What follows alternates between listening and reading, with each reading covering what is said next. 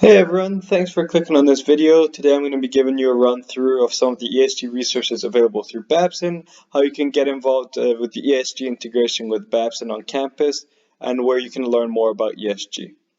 So firstly, recently Babson just held their first Sustainable Investing Day, where the community really got to come together and focus on the growing importance of ESG within our society, in business and finance, and how it's going to become an important part of our careers. Then we were able to learn how students can position themselves to truly take advantage of the shift towards ESG. So there were 3 panels: ESG roundtable discussion, investing for good, and spotlighting sustainable investing. I would highly recommend you watch these 3 panels and listen to the experts of their various fields. These videos are going to be linked alongside this video on the Cutler Center website, so I'd highly recommend checking them out. So now on to the ESG resources available through Babson. Well, firstly, if you want to become an involved member of ESG integration at Babson, please feel free to email me at cnicholson1@babson.edu, and I'd be happy to hop on a call or meet you in person next semester to discuss the future plans with you. There's also a WhatsApp group where it's a team of students that are coming together, working with Cutler Center and various institutions to work on integrating ESG as a core part of Babson College. So as you can see here, this is the ESG resource document for Babson, which compiles all of the ESG related resources in Babson and some additional research if you want to take it further. So first of all, Babson has access to one of the major sustainability rating agency reports.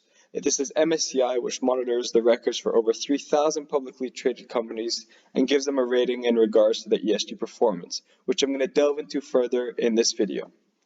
Then there's Project ROI, which is a research paper which was done by Babson staff on the value added of ESG. Here you can see there's a section for the Horn Library database. I'd highly recommend going here when you start your analysis on the company's ESG.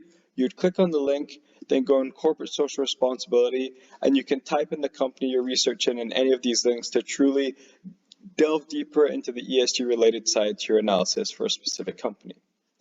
Now going back to the document. So all of these resources are fantastic when you're trying to learn more about the company, when you're trying to do a deeper dive into ESG. For example, Morningstar, which I'm sure most of you know. One which I really want to go into is the Lewis Institute. The Lewis Institute holds various seminars, Values in Action, Meaningful Business, and Financing the Future. These links are all accessible through here, and I would highly recommend attending these events. These are very discussion-based seminars where you get to meet great people. It's a great opportunity to network with people in fields of interest, people in various industries across the world, and it really focuses on innovation and social innovation. Then another very interesting resource is InvestTex. So although this is not specifically related to ESG, once you access this resource, you can click on any company and search them up online, and you'll get access to analyst reports. People pay thousands of dollars a year to have access to these reports, so when you're doing your research, I would 100% recommend going through it as a part of your analysis. Then there's a list of all the global reporting standards. This is where more and more companies are starting to report in according to these, with the major one being the GRI index. So when you're doing your analysis, you can look through these and see whether or not the company that you're analyzing respects these conditions that are determined by these various reporting standards. Finally, there's some additional readings here. If you want to take your research further into ESG, I would highly recommend doing it, and there's even programs such as the CFA Certificate in ESG Investing. So now on to MSCI. So MSCI is a fantastic tool to have an external research for ESG. So you must do your own due diligence when it comes to doing ESG analysis for a company, but you can also look externally in a place like MSCI. So as I mentioned before, it's one of the major sustainable rating firms. There's MSCI, Sustainalytics, and many others. But the fact you have access to this is a great opportunity. So firstly, you can click on here. The link is on the resource document as I showed you before. And here's a breakdown of some of the things you have access to when you search a company. So first of all, you search the company in the search bar and click on search, and then it gives you access to the various reports. So the ratings tear sheet, I'm not going to go into it too much. It's just a brief overview of various aspects of the rating of the company. But one of the major ones I want to go into is the ESG ratings report. So the ESG ratings report, I'm going to pull it up right now. So MSCI rates a company's resilience to long-term and financially relevant ESG risks.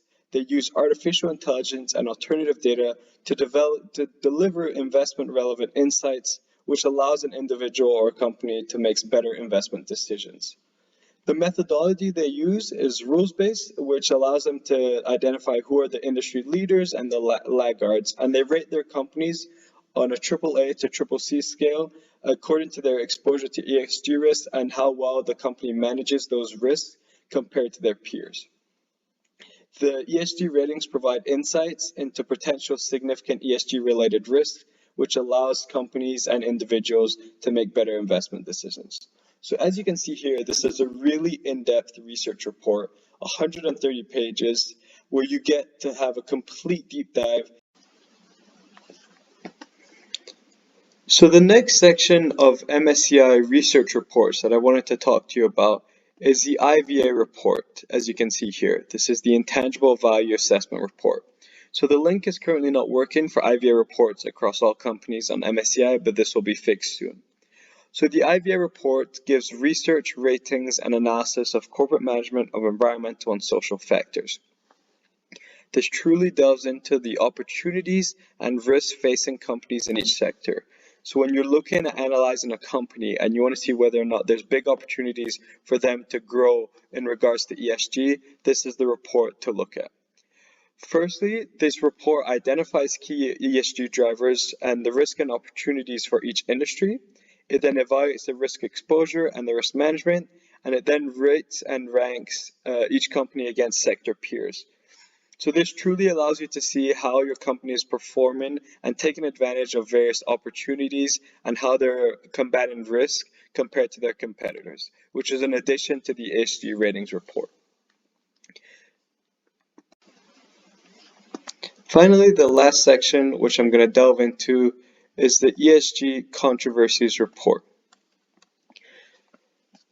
So the ESG controversies report gives an assessment of controversies concerning negative environmental, social, and/or governance impacts on company operations. So the score falls on a 0 to 10 scale, with 0 being the most severe controversy. So as you can see here, ExxonMobil's low score was a 1 out of 10, which is pretty severe. But as you can see in the summary, this is because they've been involved in multiple controversies related to various aspects of their business. So this shows you that they're not really performing well in respect to these controversies, and they've had quite a few controversies in the past, as shown here, with 59 in total. So really, to sum it up, I would say go through each of these individual reports and incorporate them all as a part of your analysis. But this should not be your sole analysis when it comes to ESG analysis.